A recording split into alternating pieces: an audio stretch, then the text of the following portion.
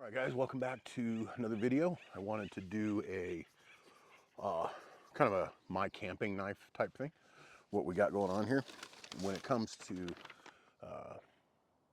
picking a camp knife, at least in my opinion, edge geometry should be a consideration. So what are you going to use it for? Are you going to use it for lots of woodworking? Are you going to use it just for menial camp tasks? Are you going to use it to chop? Do you need it to do feather sticking really well? Things like that. So you want to pick your knife accordingly. Secondly, you need to choose the blade material that's going to make the most sense for you.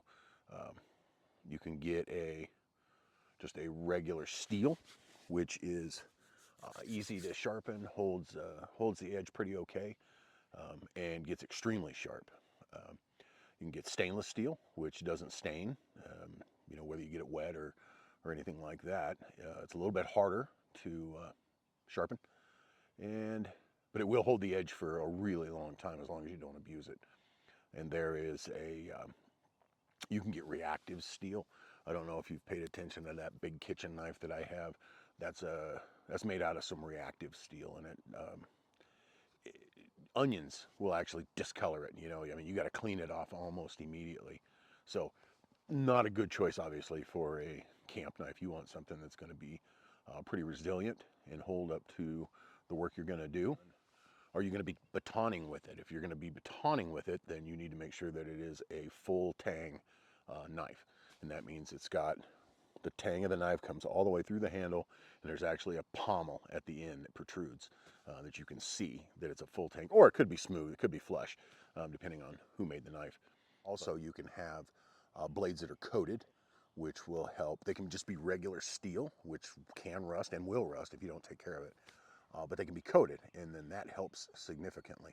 I have one in here I'm going to show you. It's coated, but where the blade is been sharpened, it's not coated there, and it will rust, and it has rusted, and I've had to get it off, and I didn't get it put away with a completely dry blade, so I got a little bit of rust on the edge. Easy enough to take off, but when you rust out a whole knife, that's not so much fun. So you definitely want to take your handles into consideration. Are they going to be a organic material like a horn or a wood, something of that nature that will maybe swell when it gets wet, warp, change the geometry in your hand, which is never good. You can get the like the micarta handles or the polymer handles. Obviously, they're impervious to weather, but when they get wet, do they have enough texture on the handle to keep it from being super slippery and keep it safe, while you're trying to work with it. You also want to take into consideration, are you going to be using it with a fire steel? Some of the knives, and I'll show you some that I have, some are the 90-degree edge on the back of the blade is so sharp you can almost shave with it, and those are the best for using fire steels. I have a couple in here that are kind of rounded, and they don't work hardly at all. Matter of fact, one of them has a divot cut in the pommel that you're supposed to use a fire steel, and it doesn't work hardly at all. So probably the last thing you want to take into consideration is the grind, and the grind is the way the blade is cut. And we'll just go through it, and I've got some more stuff that we'll show on inserts that goes into a little bit more detail on it, but the grind is key, depending on what you're going to do. You have a Scandi grind. The Scandi grind is basically a straight grind. It goes down to zero, from it just straight down, just like that. Extremely sharp. It is most conducive to woodworking and working with wood. It fire sticks extremely well. Any kind of wood, little mini carvings you have to do, tent pegs, things like that, does an outstanding job. It holds its edge really well. So the Scandi grind is the #1 choice among bushcrafters, people that actually use their knives for a lot of work. Now, I'm not saying that these other grinds cannot do fire sticks or cannot work with the wood, you know, the way that a Scandi can. But the Scandi just feels effortless when you're doing it. The other blades, you feel like you're working a little bit to make it happen. Not that big of a deal. It just, what are you choosing the knife for? The next blade grind that you have would be like a modified Scandi. I have one in here, and it's basically a Scandi grind all the way down, and then it's got a small little bevel right at the bottom. Just a good overall knife. It fire sticks well. It's a great knife for batoning. It's robust. I don't worry about it. It's the one with the coated blade. Let me get it out for you. So this is the modified Scandi knife. There'll be a close-up inset put in the corner here, or just cut to it. It's the Tops Brothers of Bushcraft. It's a modified Scandi grind. It's got micarta handles. Overall length is 10 inches. Sharpened edge is 4.5 inches. It's a coated 1095 carbon steel. It's a full tang drop point. It's got a Kydex sheath, and it weighs 9.73 ounces.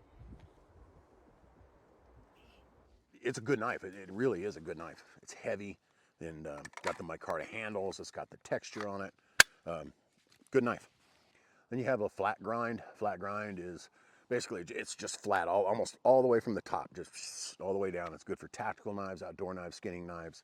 I've got a handful in here that are flat grinds. They work really well.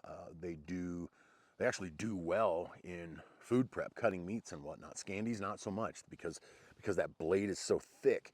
It doesn't do a good job, in my opinion, or let's just say it doesn't do as good of a job as the flat grind does. This is an example of basically a flat grind. Lone Wolf Knives Mountainside Skinning Knife, 7.05 inches long, 2.65 on the sharpened edge. It's made of Bowler N680 steel. It's a drop point. It's got a flat grind, a polymer handle, a leather sheath, and it weighs 5.5 ounces. It's just basically ground, you know, from the top to the bottom, just straight down, and there's your edge.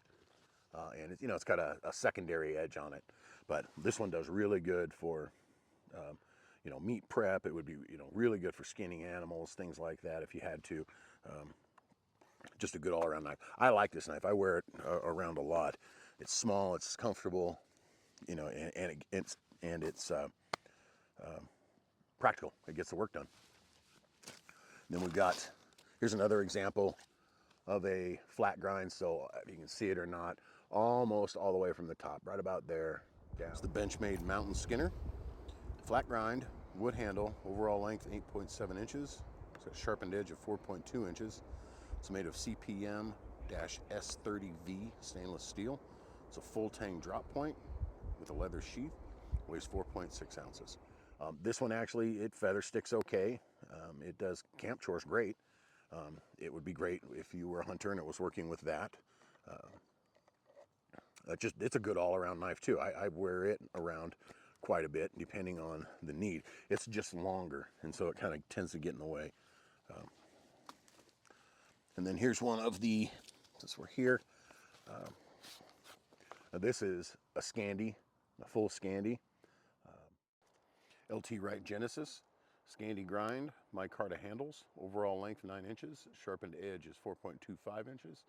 It's made of A2 steel. It's got a leather sheath. It's a full tang with a spear point, and it weighs 7.6 ounces. You know, with micarta handles, you can see the pommel is smooth right here. It doesn't protrude as it does in, for example, this one. Here's the pommel. Oh, here's that divot. It's supposed to be used for fire steel. If you can see it, it doesn't work. It's terrible. Here's another example of a full Scandi. This is the Helle Utveer. It's a Scandi grind, curly birch handle. Overall length 8.25 inches. Sharpened edge is 4.13 inches. It's got a Sandvik 12C27 stainless steel, full tang drop point, leather sheath, and it weighs 5.19 ounces. A little bit shorter Scandi. Now this has a curly birch handle, so this is probably not the best knife to use or be carrying around in wet weather, things like that, because it could warp, it could swell. It's got a protruding pommel. It's also got a point on it, which would be good for, I don't know, many things, I think. But so there's an example of that.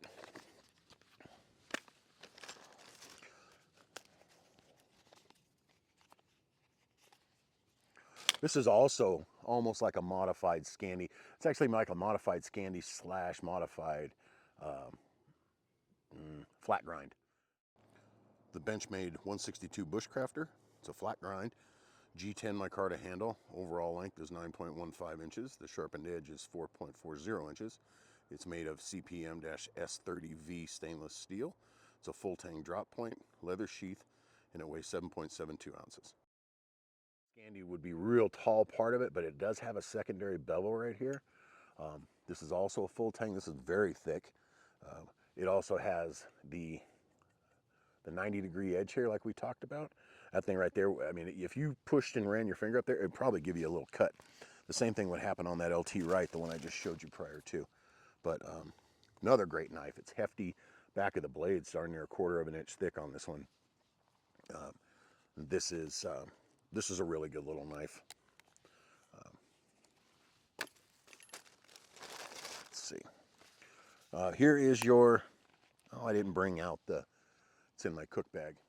It's the Mora Companion Scandi grind, polymer handle. Overall length is 8.10 inches. Sharpened edge is 3.75 inches. It's stainless steel. It's got a very short tang. It's a plastic slash polymer sheath, and it weighs 2.3 ounces. The Mora Companion, you've probably seen me use it. It's a little stainless steel knife. It's made by the same company this one is. They're 20 bucks, and they are an outstanding little camp knife, especially if you're on a budget. That's like, buy that knife. You know, nothing on the internet will tell you that there is a better overall little Scandi knife for the price in stainless steel at 20 bucks. So if you need a starter knife and that's where you're at, most of these knives are fairly expensive. So if that's not in your budget, Mora knife, the Morkniv, however you pronounce it, Morkniv Companion, best value out there. This is its big brother. This is the Mora Garber, and it is a full tang version of that knife. Very hefty, very robust. There's your extruding pommel. This is the Mora Garberg. It's a full Scandi grind, polymer handle. Overall length is 9.0 inches. Sharpened edge is 4.0 inches. It's a high carbon steel. It's a full tang with a clip point. Leather sheath, and it weighs 5.9 ounces. Very sharp, 90-degree edge on it. Not nearly as sharp as the last two, but there'll be insets on this one that you can see. And then we have this little guy. This is a little Argentinian knife. It is a little drop point, stainless steel Boker Arbolito Stag Hunter. It's 7.5 inches long, 3.5 inches on the sharpened blade. It's made of N695 stainless steel. It's a hollow grind. It's a drop point. It's got a leather sheath. Weighs 5.0 ounces. I think it's a stag handle, deer antler handle. Very, very small, but easy to do little things with. And because it's stainless, you don't have to worry about it. It's just a good little knife. So.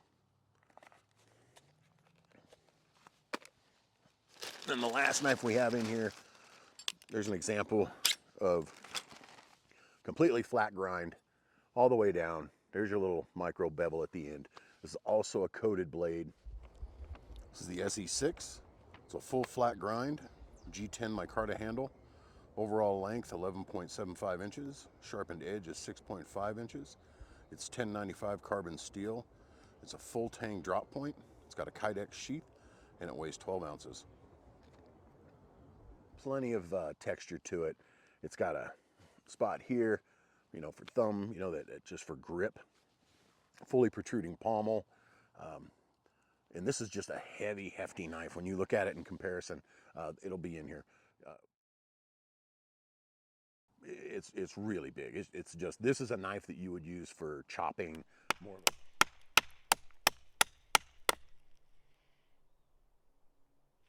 Batoning, this would do extremely well at batoning. Um, so uh, that is my selection of knives. Take that information for what it's worth. What, you know, for picking your own. But I don't know if that was helpful to you, but let's, you know, some people I think might find that helpful. So thanks for tuning in. We will catch you on the next one.